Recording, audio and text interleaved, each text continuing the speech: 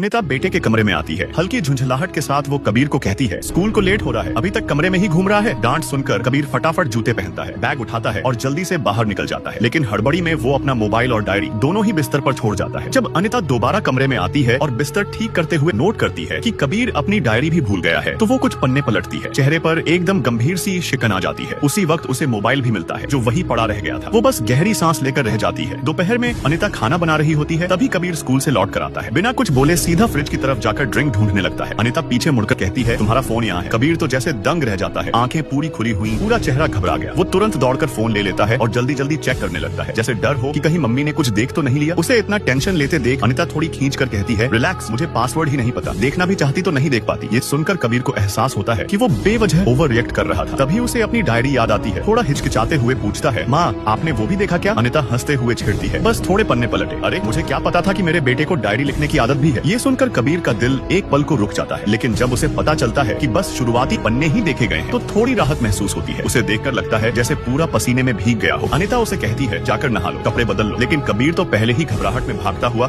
कमरे की तरफ निकल जाता है, सिर्फ यही चेक करने की डायरी सुरक्षित है या नहीं। उसकी इतनी जल्दी और घबराहट देखकर अनिता बस चुपचाप सिर हिलाती है और फिर से कड़छी उठाकर खाना बनाने में लग जाती है।